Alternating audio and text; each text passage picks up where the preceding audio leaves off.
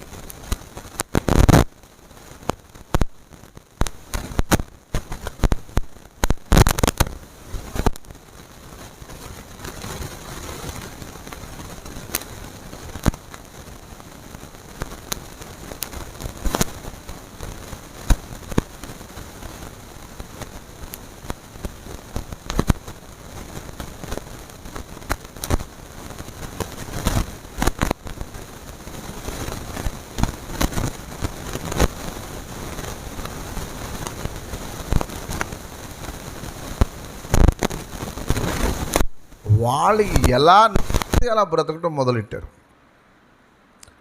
వాళ్ళ ఇష్టం, ఇంకా వాళ్ళని ఎవరు అడగటానికి లేదు. వాళ్ళు ఏం చేద్దామంటే అది చేశారు అంతే. మోషే గారు ఏమన్నా చెప్తే ఆయన మాట వినేవారు కాదు, అసలు లోబడలేదంట. చాలా తిరుగుబాటు.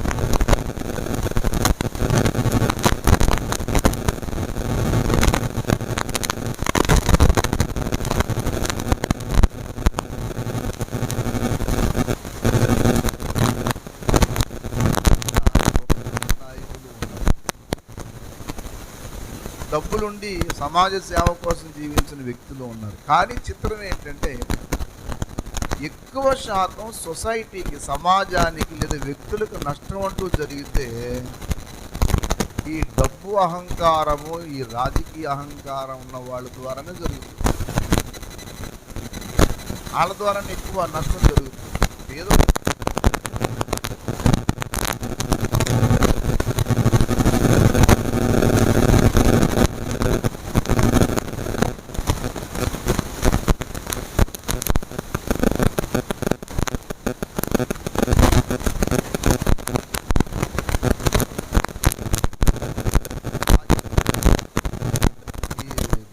ఆధిక్యత మనుషుల్ని ఏం చేస్తుందంటే ఏ సమాజానన్నా నాశనం చేస్తుంది. ప్రపంచంలో జరిగిన విషయం అంతా కూడా రాజకీయంలోకి వచ్చి మనుషుల్ని క్రూరంగా హింసించిన వాళ్ళు ఉన్నారు. ఎందుకంటే రాజకీయ వ్యవస్థ ఆడదే, వాళ్ళు ఏదన్నా చేయగలరు. చిన్న వాటికి కూడా మనుషుల్ని చంపేసిన వాళ్ళు ఉన్నారు. ఒకనొక సంవత్సరం 3 సంవత్సరాల క్రితం ఎప్పుడో ఒక అబ్బాయి ఇక్కడే మన ఈస్ట్ గోదావరిలోనే కాస్త దూరంలో 2 పిల్లలు, చిన్న పిల్లలు, చాలా పేదవాడు, కూలిపోయి చేసుకుని బ్రతికే వ్యక్తి, ఎవరి జోలికి వెళ్ళే వ్యక్తి కాదు, చాలా అమాయకుడు కూడా, కాకపోతే బలహీన వర్గాలకు సంబంధించిన వ్యక్తి. ఓ రోజున ఊరు వెళ్తూ దారి పక్కన మామిడితో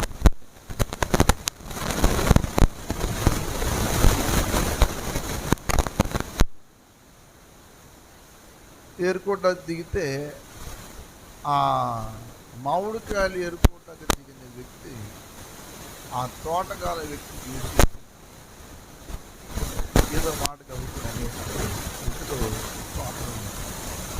ఏమన్నాడు,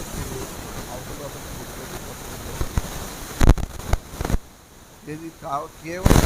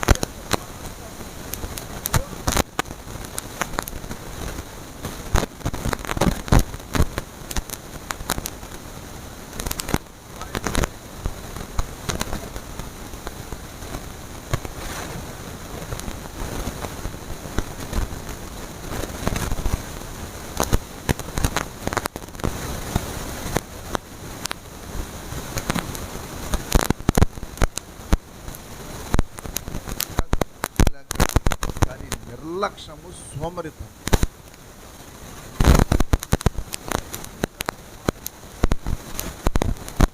వ్యక్తుల దగ్గర తలెత్తుకోలేకుండా జీవిస్తుంది. మూడవది దురలవాటు. సాయంకాలం వరకు కష్టపడతాడు, సాయంకాలం ఫుల్గా దాగి ఎక్కడో రోడ్ల మీద అవతల పడి తాగి తిరిగి చక్కగా వీడు దాకేసి ఎక్కడ తిరుగుతుంది. జీవితం ఇదేనేంటి? అదేనా బ్రతుకు? కుర్రవాళ్ళకి ఈ రోజుల్లో భయము కానీ, ఒక విధానంతో బ్రతికే విధానం కానీ, ఒక క్రమశిక్షణతో జీవించే జీవితం కానీ. అవతల వాడు లోకుగా చూడకపోతే ఏం చూస్తాడు? వీడి డ్రెస్, వీడి అవతారము, వీడి యొక్క విధానం చూస్తే అవతల వాడికి ఏమనిపిస్తుంది అని అంటే, ఓ వీళ్ళు ఎదవలు అన్నట్టు వాడు చిత్రీకరించాడు. చదివే నాలెడ్జ్, చదువుకునే అవకాశం ఉంటుంది, చదవడు. చక్కగా జీవించే అవకాశం ఉంటుంది, జీవించడు. ఏంటంటే అంతే. దేవుని సన్నిధి అంటే లెక్క ఉండదు, దేవుని వాక్యం అంటే లెక్క ఉండదు. ఎప్పుడు చూసినా ఎవడో ఒకడికి సలాం కొట్టుకుని తిరిగితే పని. ఆ జీవితం జీవించకూడదు. నువ్వు కష్టపడి చేసి ఏం చేయాలి? చరిత్ర సత్యం చదవటం అనేది లేదు, కొన్ని చెప్పేది. అవతల వ్యక్తిని చూడగానే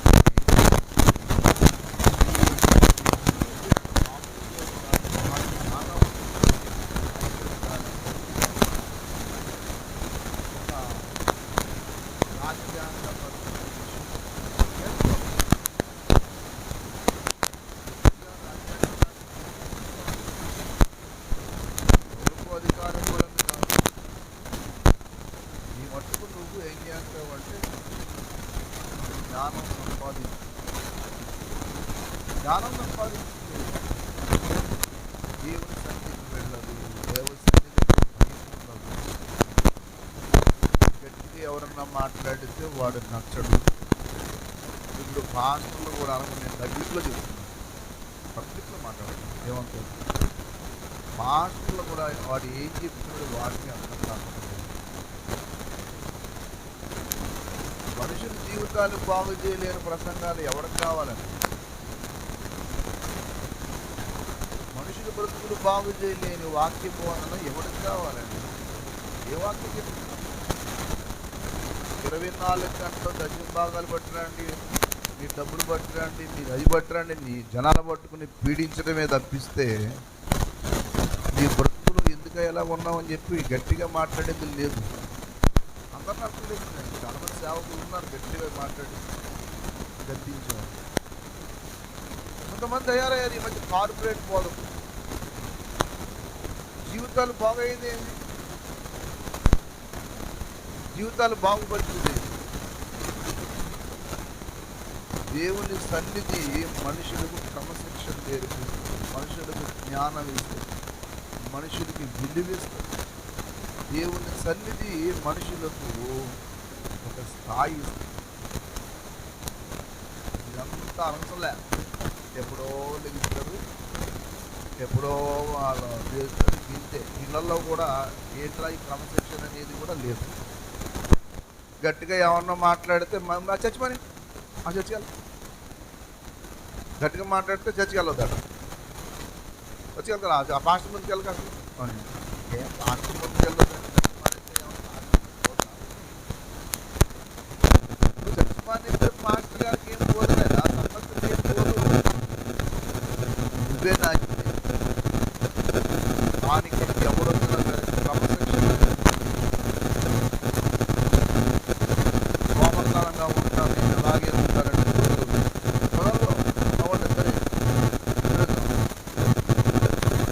అంతేగాని ఆటలు అంటారంటే మామూలు. భక్తి జీవితంలో ఏదో విధానం నేర్చుకోకూడదు. దేవునికి అనుకూలంగా జీవించి ఇశ్రాయేలీయులకు మోషే అంతటి భక్తుడు ఎన్నిసార్లు చెప్పిన వినలేదు. వాళ్ళు ఏమయ్యారంటే స్వనాశనం తెచ్చుకున్నారు వాళ్ళకు వాళ్ళే. ఇదంతా మనకి దృష్టాంతం, అంటే ఒక గుణపాఠం. అది చదువుతున్నప్పుడు మనం ఏమనుకోవాలంటే మనం ఇలా ఉండకూడదు అని వాక్యం అన్నాడు. మీరు వారి వలే ఉండకూడదు అన్నాడా లేదా? మీరు వారిలో ఉండకండి. దయచేసి చూడండి, అక్కడే 1 కొరింథీ పత్రిక 10వ అధ్యాయము దయచేసి 7వ వచనం దగ్గర నుంచి చదవండి. జనులు తినుటకు త్రాగుటకు కూర్చుండి ఆడుటకు లేచిన రాయబడినట్లు వారిలో కొందరి వలె మీరు విగ్రహారాధికులై ఉండకుడి. వారి వలె ఉండొద్దు. వారిలో మీరు ఎలా ఉన్నారంటే వారిలాగా మీకు నష్టం జరుగుతుంది అని చెప్పుకుంటూ వచ్చు. భక్తి జీవితం అనేది ఎలా కట్టుకోవాలో ప్రభు అయిన దేవుడు మనకు చెప్పాడు. దేవునికి స్తోత్రం. యేసుక్రీస్తు దొరకటం మనిషికి ధన్యత అండి. చాలామందికి ఇది అర్థం కాని విషయం. క్రీస్తు ప్రభువునందు నమ్మకంగా ఉండు. నువ్వు అడవిలో ఉన్నా సరే దేవుడు నీ దగ్గరికి ఎవరిని తీసుకొస్తాడు. నువ్వు ఒక భక్తిపరులుగా దేవునికి నమ్మకంగా జీవించు, ప్రభు ఏదన్నా చేస్తాడు.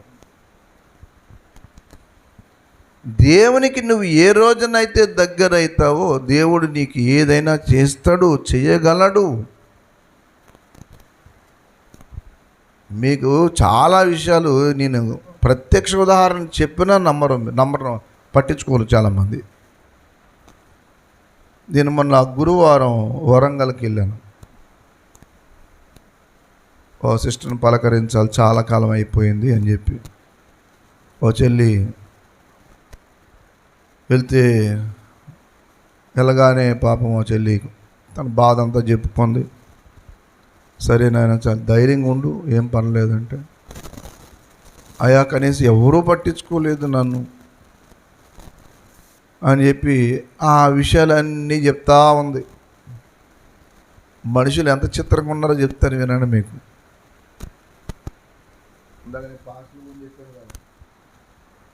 ఎందుకు చెప్పాను చెప్తాను. ఇప్పుడు భర్త యాక్సిడెంట్లో చచ్చిపోయాడు, చిన్న వయసు. చచ్చిపోయే ఆవిడ బాధల్లో ఆవిడ ఉంటే ఫోన్లు చేసి, ఓ పాస్టర్ గారు మీకు ఆయన బెనిఫిట్స్ వస్తే ఆ దశమాగం నాకు ఇవ్వాలని అంటాం. ఏమన్నా అర్థం ఉంది అసలు? ఇంకొక ఆయన ఫోన్ చేసి, మీ వారు బ్రతుకున్నప్పుడు నాకు ఇంత డబ్బులు ఇస్తాన్నారమ్మా, అవి మీరు ఇవ్వాలా అంటాడట ఇంకొకడు. అంటే మనుషుల తత్వం చూడండి ఎలాగుందో, ఎంత దారుణంగా ఉన్నారో చూడండి. డబ్బులు మాట తర్వాత అమ్మా, ముందు ఎలాగున్నారు, ఏంటి పరిస్థితి, ఏంటి అసలు మీరు ఎట్లా జీవిస్తున్నారు, ఎలాగుంది, ఎంత చాలా నష్టం జరిగిపోయింది అని ముందు ఆమెను పలకరించటం మానేసి ఈ దీట్ల కోసం ఏంటో అర్థం కాలేదు. దేవుని బిడ్డలారు, ఎందుకు మీకు ఈ మాట చెప్తున్నాను తెలుసా? మీరు ప్రధానంగా దేవుడికి ప్రథమ స్థానం ఇవ్వండి, అప్పుడు మనుషుల మీద ప్రేమ పెరుగుతుంది. మీరు ఒకటే గుర్తుపెట్టుకోండి, మీరు ఒక మనిషిని 100 సైడ్లు చూసి వీళ్ళు ఎలాంటి వాళ్ళని ఏమీ అంచనా అవసరం లేదు. మీరు ఒక్క సైడ్ చూస్తే చాలు. ఒక వ్యక్తి దేవుని పట్ల ఎలా ఉన్నారో చూడండి, వాళ్ళు ఏంటో మీరు చెప్పవచ్చు. ఎందుకు తెలుసా? దేవుణ్ణి ప్రేమించే ప్రతి వ్యక్తి దేవుని పోలికలు ఉన్న మనుషులను ప్రేమిస్తాడు. దేవుణ్ణి ప్రేమించకపోయిన వాడు, డబ్బును ప్రేమించేవాడు మనుషుల్ని ప్రేమించడు, డబ్బునే ప్రేమిస్తాడు. కాకపోతే దేవుడు వంక అంతే. దేవుణ్ణి ప్రేమించే ప్రతి వ్యక్తి కూడా మనుషుల్ని ఖచ్చితంగా ప్రేమిస్తారు. చాలామంది అనుకుంటూ ఉంటారు, వీళ్ళకి ఎందుకు ప్రేమ లేదంటే, ముందు నాకు మాట చెప్పండి అని అడగండి. వాళ్ళకి దేవుడు అంటే ప్రేమేనా అంటే అభ్యర్థి. మరి అలాంటి వాళ్ళని దేవుడిని అంటే ప్రేమలో నేను మనిషిని ఎలా ప్రేమిస్తారు అనుకుంటున్నారు మీరు? దేవుణ్ణి ప్రేమించిన ప్రతి మనిషిని ప్రేమిస్తాడు. అదే విషయం. సరే, మొత్తం మీద ఆ చెల్లి ఆ విషయం ఈ విషయం చెప్పేలా ఉందన్న మనుషులు ఎలా ఉన్నారు అంటే నేను అలా నోరెళ్ళబెట్టి వింటున్నాను. ఊరి ఇలాంటి వాళ్ళు కూడా ఉన్నారు ఈ రోజులు. ఇంత దారుణంగా ఉన్నారు మనుషులు. ఇలాంటి రకాలు కూడా తయారయ్యారు అన్నమాట. అని చెప్పి ఏం నిరాశ ఏం పడొద్దులే అమ్మా, ధైర్యంగా ఉండు, ప్రార్థన చేద్దాం, దేవునికి నమ్మకంగా ఉండు, దేవుడే అన్నీ చేస్తాడు, ఏమీ ఆధారపడదు అని చెప్తా. మొత్తం మీద అయిపోయింది. మేము మళ్ళీ నైట్కి బయలుదేరి ట్రైన్కి ఇంకా వచ్చేసే ముందు అంటా ఉంది, అన్నా మీరు పరిచర్య చేస్తూ ఉన్నారు, చాలా సంవత్సరం నుంచి మీరు మిమ్మల్ని చూస్తూ ఉన్నా అని చెప్పి, మీరు కారు అంటూ మీ సువార్త కోసం మీరు అడవుల్లో తిరుగుతూ ఉంటారు కదా, మీరు కారు అంటూ తీసుకుంటే ఆ డౌన్ పేమెంట్ ఎన్ని లక్షలు అయితే అన్ని లక్షలు నేనే కడతానంటాను. నా కట్టే మాట అట్టే పెట్టు, ముందు నువ్వు జాతి స్థిరపడలేమ్మా, తర్వాత చూద్దాం. లేదు లేదు అని నేను నాకు అసలు సాధారణంగా డబ్బులు అడగటం అంటేనే ఇష్టం ఉండదు. నేను డబ్బుల గురించి మాట్లాడటం అంటే నాకు అసలు నచ్చదు.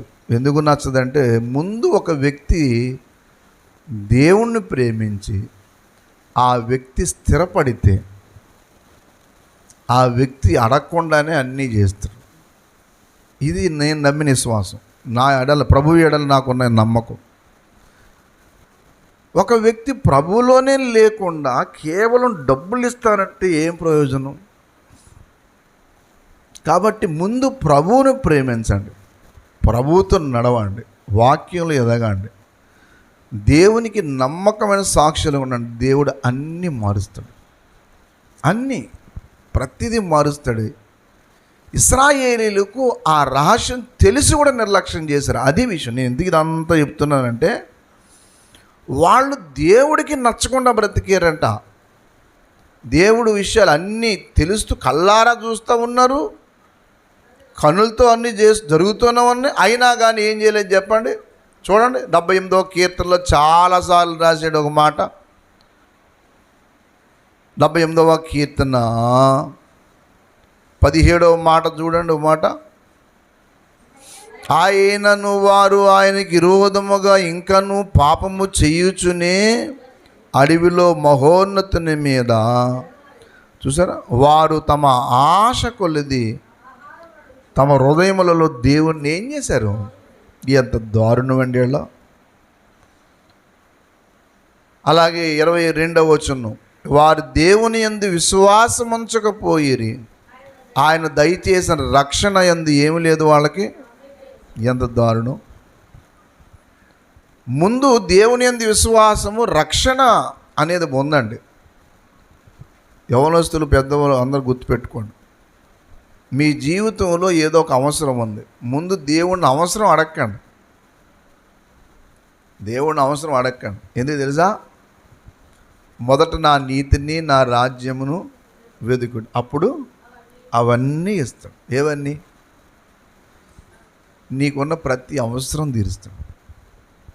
ముందు రక్షణ అనుభవం పొందు, మారు మనసు పొందు, ముందు పాపాలన్నీ ఒప్పుకొని ముందు ప్రభు సందులో ఉండు. అయ్యో బాప్తిజం తీసుకుంటే ఏమన్నా ఉందండి అని చాలామంది ఇంకా లోకం వైపు నడుస్తూ ఉంటారు. అందుకే నీకు దేవుడు చాలా విషయాలు, పాపము మనిషి యొక్క జీవితంలో దేవుడి కార్యాలు అడ్డుకోకుండా చేస్తాయి. ఇర్మియా గ్రంథము 5వ అధ్యాయం 25వ వచనం చూడండి. ఇర్మియా గ్రంథము 5:25. ఇర్మియా గ్రంథము 5, అమ్మ, మీ దోషములు వాటి క్రమమును దప్పించును, మీకు మేలు కలగకుండుటకు మీ పాపమే కారణం. మేలు జరగకపోవడానికి కారణం ఏంటమ్మా? పాపము మనిషి జీవితంలో మేలు జరగకుండా ఆపేస్తుంది. అంతేకాదు సుమా, దేవుని ముఖాన్ని మరుగు చేస్తాయి. యెషయా గ్రంథము 59వ అధ్యాయం 1వ మాట, దయచేసి యెషయా గ్రంథము 59:1 రక్షింపనేరకయుండునట్లు యెహోవా హస్తము కురుచకాలేదు, విననేరకయుండునట్లు ఆయన చెవులు మందము కాలేదు. మీ దోషములు మీకు మీ దేవునికి ఏమయ్యాయి? అడ్డంగా వచ్చాయి గనుక ఆయన ఆలకింపకున్నాడు. మీ దోషములు మీకు ఆయనకి ఏమయ్యాయి? అడ్డం. పాపము మనిషి ముఖాన్ని మరుగు చేస్తాయి, దేవుని ముఖాన్ని మనిషికి మరుగు చేస్తాయి. నువ్వు ముందు పాపాన్ని ఒప్పుకో. నేను పాపినని చెప్పి ముందు దేవుని సందులో పడి కన్నీళ్ళు గార్చి, నన్ను క్షమించు ప్రభువా, నేను ఇన్ని దోషాలు చేసిన వ్యక్తిని నేను అని పాపం ఒప్పుకొని ప్రభువు సందులో ప్రాణం పోక ముందే బాప్తీసం తీసుకుని ప్రభువుకు నమ్మకం ఉండు. తర్వాత చేయవలసిన కార్యాలు దేవుడు చేస్తాడు. అది అంతేగాని దేవుళ్ళు లేని వాళ్ళు బాగున్నారండి, వాళ్ళు భలే సంపాదించుకుంటున్నారు, నేను ఎలా ఉన్నాననే భ్రమలో ఉండకు. అవన్నీ కూడా మొలిచిన చోటనే విస్తరించిన చెట్లు, ఎప్పుడొకప్పుడు ఎండిపోదు. అవేం పట్టించుకోకు. నువ్వు ముందు నువ్వు రక్షణ అనుభవంలోకి రా. ప్రభువు దగ్గర ఉండి బాప్తీసం తీసుకోవడానికి ఆలస్యం చేయకు. పాపాలన్నీ ఒప్పుకొని ముందు ప్రభువుతో ఉండి మిగతా కార్యక్రమాలు దేవుడు చేస్తాడు.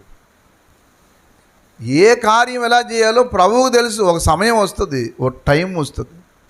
ఆ సమయం వరకు దేవుడు ఏ కార్యం ఎలా చేయాలో దేవుడికి బాగా తెలుసు.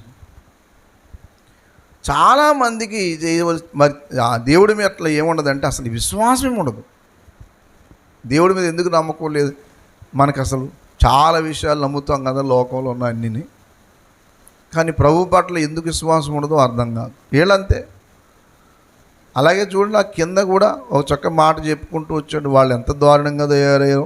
దయచేసి ఆ 78లోనే 31వ మాట చూడండి. దేవుని కోపం వారి మీదకి దిగెను, వారిలో బలిసిన వారిని ఆయన సంహరించెను, యవనస్తులను కూల్చెను.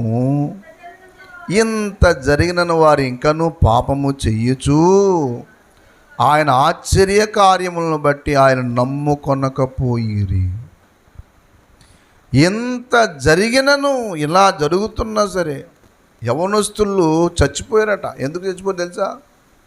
యవనస్తులు అనుకున్నారు మాకు బలం ఉంది, మాకు దేవుడితో పని ఏముంది అని చెప్పి ఎర్రవీగారు. మంచి బలాఢ్యులు, బాడీ బిల్డర్ లాంటి వ్యక్తులు, వాళ్ళు ఏమైపోయారంటే కూలిపోయారు. ఎంత బలాఢ్యుడైతే మాత్రం నీ బలమేమి నేను రక్షించదు బాబు.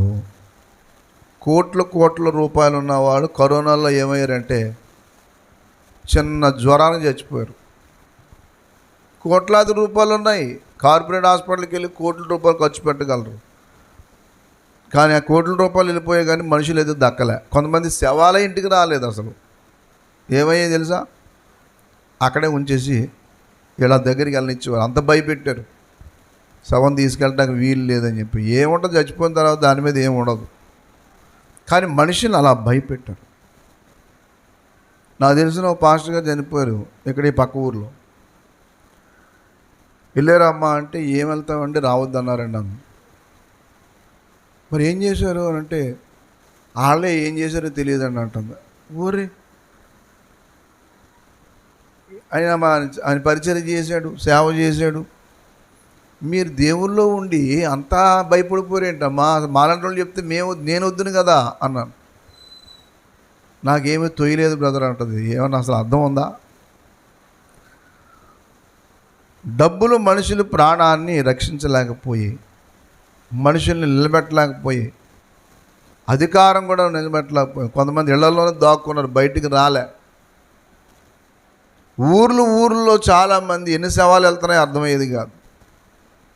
ఇంత గందరగోళంకి వెళ్ళిపోయారు, ఇంత భయంకరంగా వెళ్ళిపోయారు. దేవుడు తలంచుకున్నాడని అంటే ఏదన్నా చేయగలడు, మనం ఏం చేయలేం. మానవుడు ప్రాణం ఎంతండి? మీరు కొంతసేపు కనబడి అంతలో మన నిన్నదాకా అదే ఎదుర్కొంటున్నాడు బాబు అంటే రాత్రి అయిపోతాడు. వాడు ఎంత ఉన్నా సరే, ఏదైనా సరే ఏదో ఈ మధ్యకాలంలో పాట కూడా పాడారు, జ్ఞానం ఉన్నదని నీవు నడిచినా కానీ డబ్బు నిన్ను రక్షించదు, ఏది నిన్ను రక్షించదు. దేవుని యందు విశ్వాసం వీళ్ళకి లేకుండా పోయింది. యవనస్తులట, అందులో అది మాట దాన్ని బలి ఆశ్చర్యం చేసింది. 31లో వారిలో బలిసిన వారిని ఆయన ఏం చేశాడమా, ఇశ్రాయేలుల యవనస్తులను. ఎందుకు అనుకున్నారు? యవనస్తులు ఇష్టానుసారం బ్రతకడం మొదలెట్టారు. మాకు బలం ఉంది, మేము ఏదన్నా చేయగలము, మాకు అడ్డు లేదు, అదుపు లేదు, ఎవడరా మనకి ఎదుర్కొంటూ వచ్చేది. మన జనాంగం ఎంతమంది ఉన్నారు అనుకున్న వెనకాల? యవనస్తులు 100 మంది ఉన్నాం. ఎవడన్నా గట్టిగా మాట్లాడంటే అయిపోతాడు అన్నంత ఫీలింగ్ ఇచ్చారు వీళ్ళు. దేవుడు చూసి నవ్వుకుని వారు ఎర్రమొకాళ్ళారా, ఏంట్రా మీ బలం అని చెప్పి నేను ఒకసారి ముక్కు మూసానంటే అయిపోతాం అలా అయిపోయింది అంటే అలాగైపోయారు. ఆ తర్వాత ఆ రోజులు ఎలాగైపోయాయి అంటే ఏంటి ఎంత త్వరగా వెళ్ళిపోయింది అనిపించిందంట. 33 చూడండి. కాబట్టి ఆయన వారి దినములు ఊపిరి వలె గడిచిపోజేసెను, అకస్మాత్తు గడిచిపోజేసాను. ఇప్పుడు బుద్ధి వచ్చింది.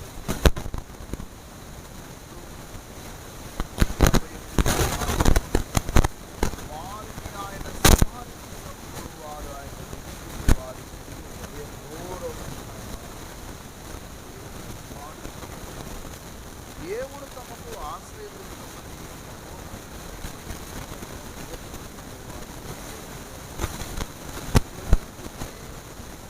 అంతవరకు ఎలా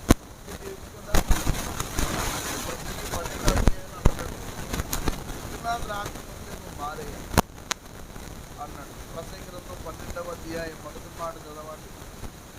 దుర్దినములు రాకముందే ఇప్పుడు వీటి యందు నాకు సంతోషము లేదని చెప్పు సంవత్సరములు రాకముందే తేజస్సునకు సూర్యచంద్ర నక్షత్రములకు చీకటి కమ్మకముందే వాన వెలిసిన తర్వాత మేఘములు మరలా రాకముందే నీ బాల్య దినములందే.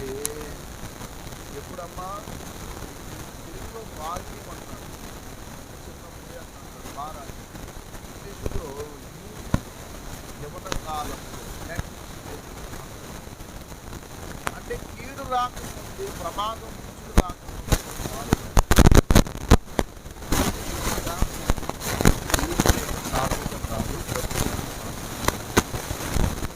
నువ్వు అనుకుంటావు ఏం కాదు.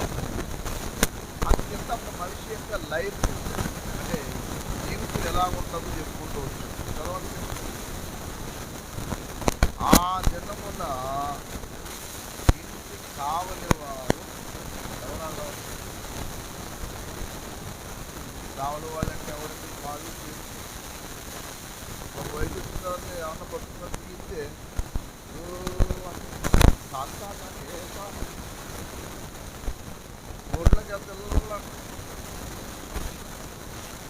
ఆ జనపద ఇంటికి కావలి వారు ఏమవుతురు, వణుకుతురు, బలిష్ఠులు అంటే నడుము ఏమైపోతుంది.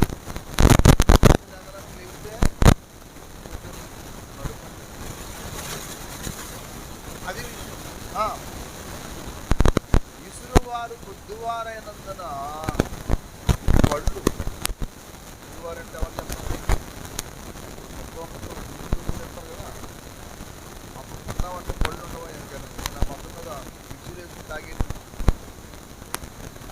దిగి తెచ్చుకోవటం, దిగి తెచ్చుకోవటం ఇంకేం చెప్పండి. ఏముందో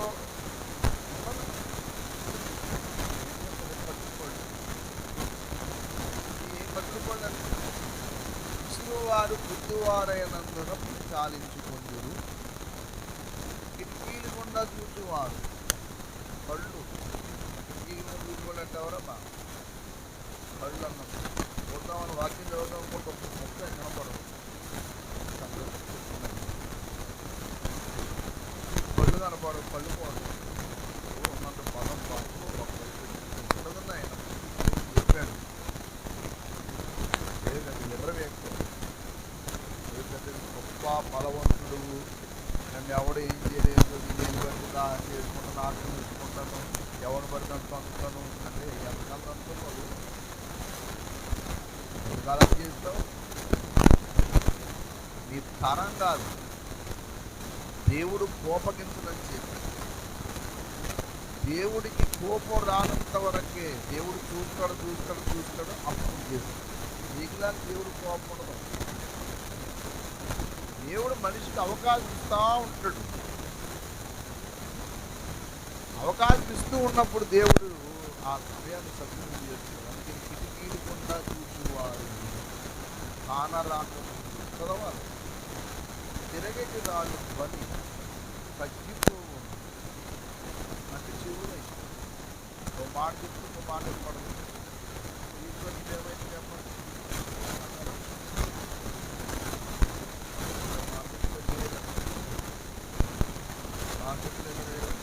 చేస్తారో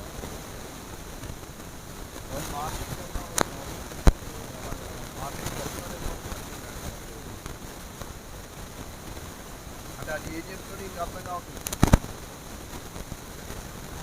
అర్థం కాదు. మనకి ఏమైనా ఈదు తలుపుతుంది ఏర్పడుతుంది పిట్ట యొక్క కోతకు అది నిద్ర రాదండి. వాటి మాత్రం తీసుకురాదు. చాలా మంది అప్పుడు పక్కకుండా కనపడే మళ్ళీ చదువుతుందా అని అంటారు. అంటే అర్థం ఏంటి? నిద్ర మనమేమో తినేది ఫుల్గా పిల్లలు ఎలా తినేది ఎలా పడుతుంటారు వాళ్ళు పడుకుంటారు. వాళ్ళ నిద్ర అంటారు. పిట్ట యొక్క కోతకు ఇప్పుడు ఏం చేస్తుంది చెప్పండి,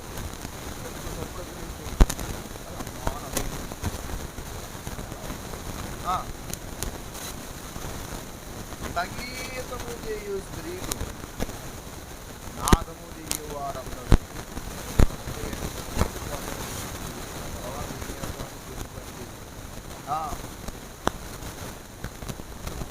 ఎందుకు చోటులకు పట్టు నడిపిన అనుకుంటే నేను ఎక్కడ పెట్టి నేను ఎక్కడ బాబు నన్ను తీసుకెళ్తున్నాను. ఈ చెప్తున్నాలో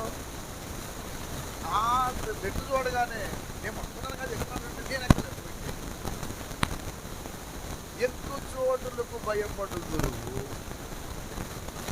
మార్గముల ఎందు భయంకరమైన పెద్ద చూసిన భయపడుతూనే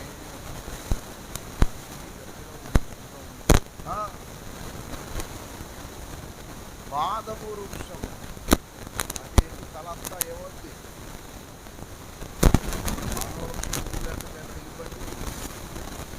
తల నలుపు కాదు మలుపులు అంటే బాగోదని ఏం చెప్పండి. రంగులు బాగున్నా అందరి తలలో నల్లగానే కనపడుతున్నాయి. అందరూ నల్లగా ఏం కాదు బాబు, గవర్నమెంట్ అన్ని వాళ్ళు రంగులు ఆపేసి అసలు అన్ని తల మొత్తం అంతా పౌరల్లా కనపడుతుంటారు. ఏంటంటే తెల్లగా ఉన్నాయి.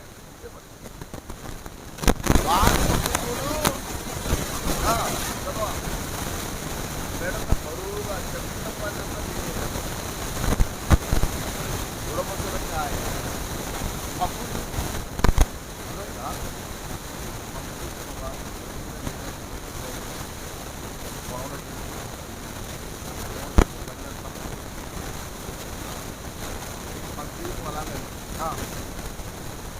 యాలయం ఒకడు నిత్యమైన ఉడికి పట్టుకోడు అంటే చచ్చిపోవడానికి పెట్టిందని ఉన్నాడు. అంటే మొత్తం రెడీగా పూర్తి అంతా ఉండాలి. పూర్తి తిరగడానికి పూర్తి రాకపోతే పక్కన గ్లాసులు పెట్టి కప్పలు పడుతుంది. ఏం కావాలా నేను నిద్ర రావట్లేదా నేను చుట్టూ కూడా పక్కన పడలా తిన్నాను పడుకో పక్కన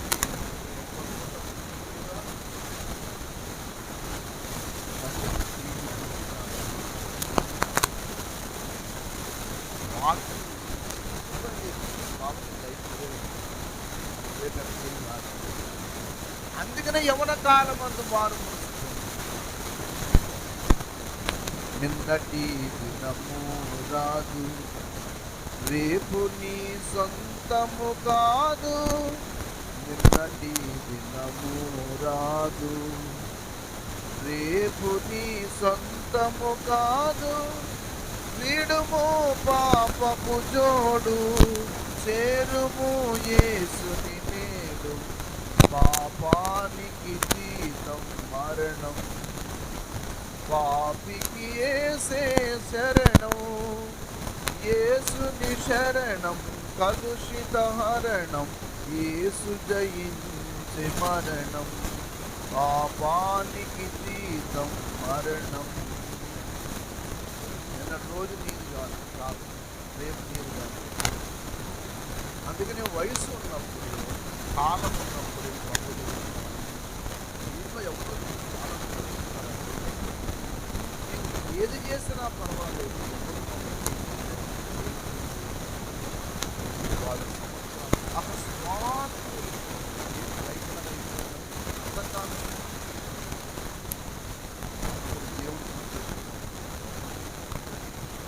దేవుడు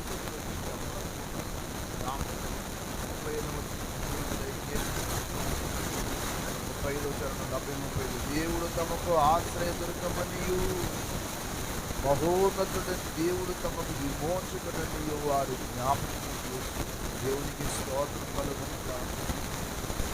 కష్టం వచ్చినప్పుడు దేవుడిని అయితే దేవుడిని ఎప్పుడు కూడా దేవుడిని ఏనాడు కూడా నువ్వు నిర్లక్ష్యం చేయకు. నీ స్వార్థం కోసం, నీకున్న ఆశలు, నీకున్న వాళ్ళతో దేవుడు మాకు ఎప్పుడు కూడా తక్కువ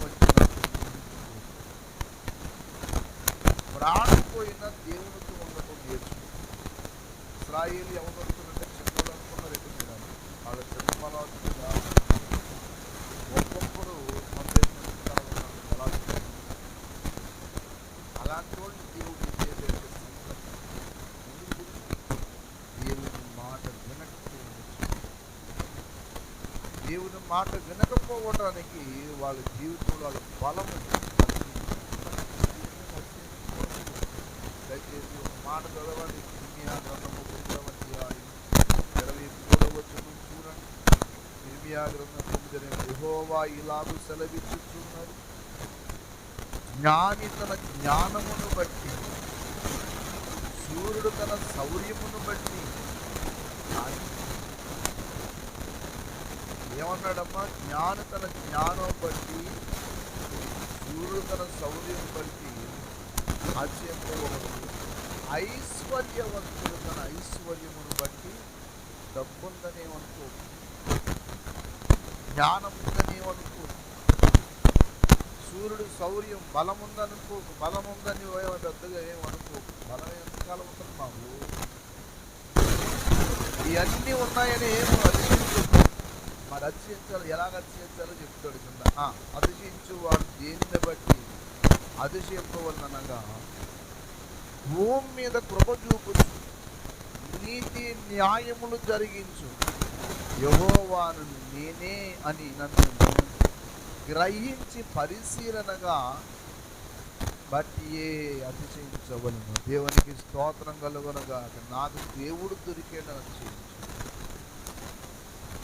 ఈ లోపల అన్నీ ఉన్నాయంటే చదువుతో బాగా సౌరస్సులు బాగా చదవండి, మంచి జ్ఞానం సంపాదించండి, ఒక ఉన్నతమైన స్థితికి వెళ్ళడానికి ప్రయాసపడండి. చదవండి.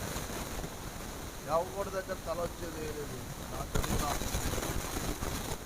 అని. మీకు ఇంగ్లీష్ వస్తే కొన్ని ఇన్స్పిరేషనల్ వీడియో అయితే జరిగితే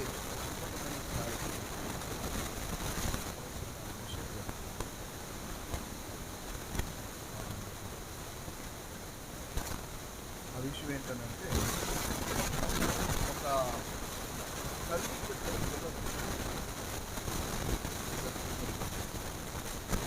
ఆ ఇద్దరు పిల్లలు తండ్రి ఏమవుతుందో తెలియదు కానీ ఈ తల్లికి చదువు అక్షర జ్ఞానం లేదు. పని చేసుకుంటూ ఆ ఏళ్లలో ఏళ్ళలో పని చేసుకుంటూ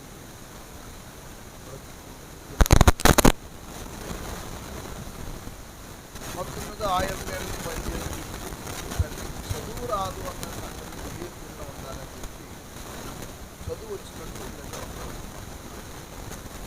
ఒకసారి ఒక ఇంట్లో పనిచేస్తాను చెప్తాను. ఆ ఇంట్లో పెద్ద పుస్తకాలు స్థానం ఇవన్నీ ఉంటారంటే చదువుతారా సార్? చదువుతాను. నేను చదివి ఆ విషయం గ్రహించిన తర్వాత నా పిల్లలు కూడా నచ్చారు అని ఆ పిల్లలకి ఏం చేసి రోజు 2 పుస్తకాలు చదివించుకుని అని పట్టుకుంటాను. లేకపోతే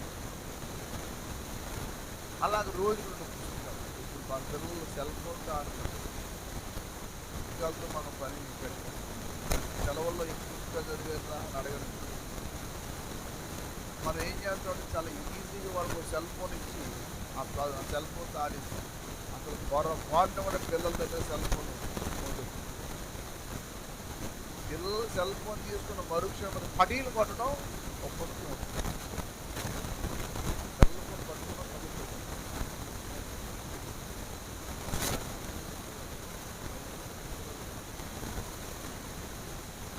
నాకు వాళ్ళ అదే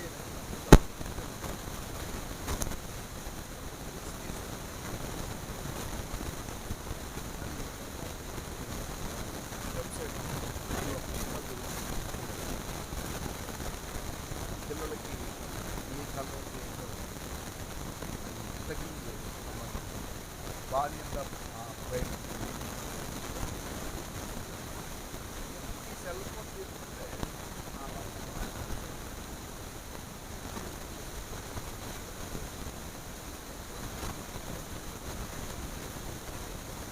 అమ్మకి చాలా భయం. అంటే వాళ్ళ అమ్మ పనులు ఒక తల్లి బిడ్డల విషయంలో ఒక క్రమశిక్షణ నేర్పిస్తే వాళ్ళకి పనులు. సరే నేను ఇందాక ఆ విషయం చెప్పాను కదా, మొత్తం ఆ పిల్లలు రోజుకి 2 పుస్తకాలు చదవాలి. అలా చదివి ఆఖరికి అందులో ఒక కుర్రోడు వరల్డ్ ఫేమస్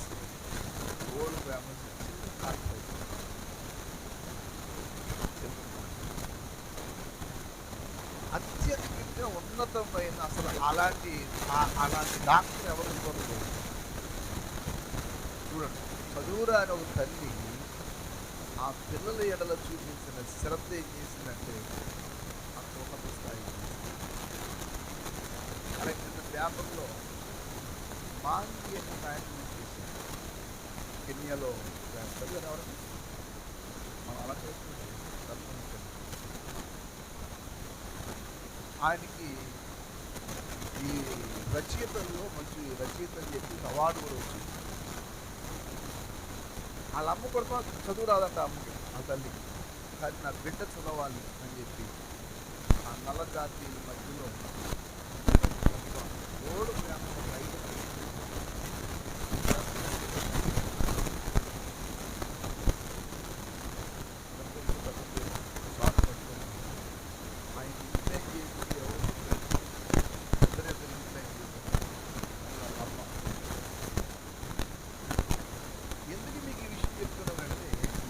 కాలంలో జీవితంలో దేవుని కోసం వాడటం నేర్చుకుంటే దేవుడు నేను ఏ స్థాయి అది ఏడల్లా కానీ విడిగా పరితెగించుకుంటే దేవుడు నేను ఎప్పుడో తర్వాత అర్థమైంది నేను చేస్తున్న పొరపాటు. అప్పుడు దేవుడు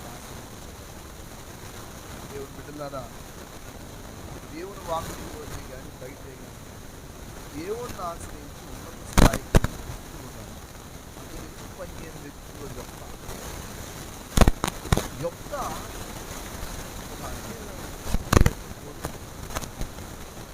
వాళ్ళ అమ్మకి మంచిది ఉంది. వాళ్ళ అమ్మని ఏమన్నారంటే బయటలోనే దేవుడే కానీ ఒక వ్యభిచారి. వాళ్ళ అమ్మ మంచిది కాదు, వాళ్ళ నాన్న పట్టించుకుంటుంది. అసలు భార్య పిల్లలు పుట్టిన కుర్రోళ్ళు ఉండేది. ఈ అబ్బాయి చూపు చూసానికి ఏంటి అక్కడ అల్లరి జనాంగం చుట్టూ అల్లరి జనాంగం కుర్రోళ్ళు ఉన్నారు. కానీ కుర్రోడు మాత్రం అల్లరి నేర్చుకుంది. న్యాయాధిపతులు 11వ అధ్యాయం కొత్తగా గురించి న్యాయాధిపతుల 11:1 చూడండి. గిలాదు వాడైన యెఫ్తా పరాక్రమము గల బలాఢ్యుడు. అతడు ఎవరు కుమారుడమ్మా? యేషు కుమారుడు. అతను అమ్మకు మంచి పేరు లేదు.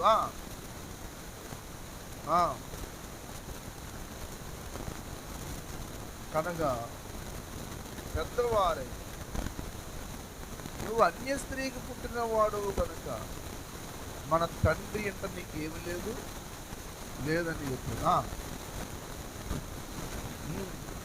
పారిపోయి తోబు దేశంలో నివసింపగా అల్లరి జనం యెఫ్తా యొద్దకు వచ్చి, కానీ యెఫ్తా అల్లరి జనం కూడా ఉన్నారు, కానీ ఈ కుర్రోడు మాత్రం అల్లరుడు అవ్వలేదు. ఇతడు ప్రత్యేకంగా పలురక చెట్ల మధ్యన వల్లి పద్మం అన్నమాట. పరమగీతాలు 2వ అధ్యాయం 1వ వచనంలో పలురక చెట్ల మధ్య వల్లి పద్మం వలె అంటాడు. వాస్తవం పూర్ణమాట. పరమగీతంలో 2వ అధ్యాయం 1వ మాట. నేను షారోను పొలములో పూసిన పుష్పం వంటి దానము, పలురక్కసి చెట్లలో అతి విషయం, స్త్రీలలో నా ప్రియురాలు కనబడుతుంది.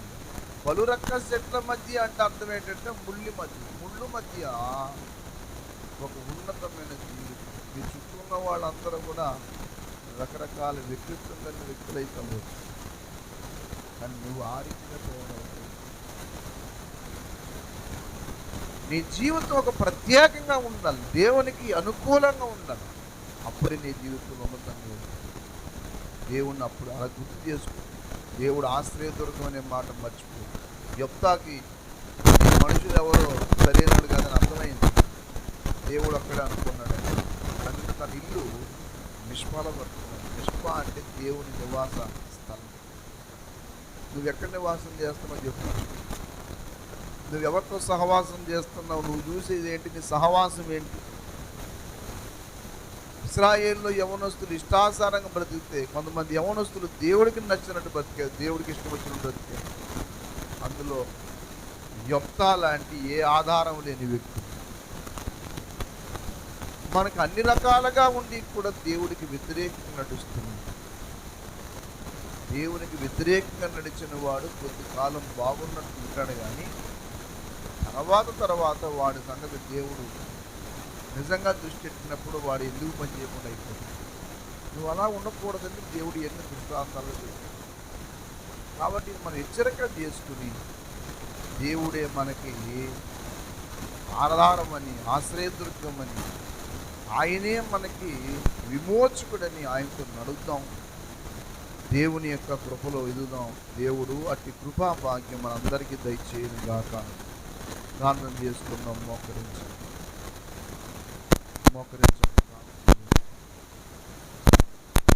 దేవుడు మనకు ఆశ్రయమును దుర్గమునై ఉన్నాడు. ఆపత్కాలములు ఆయన నమ్ముకోదగిన సహాయకుడు. ఈ లోకంలో ఎవ్వరు నీకు ఆశ్రయము దుర్గమే కాకపోవచ్చు.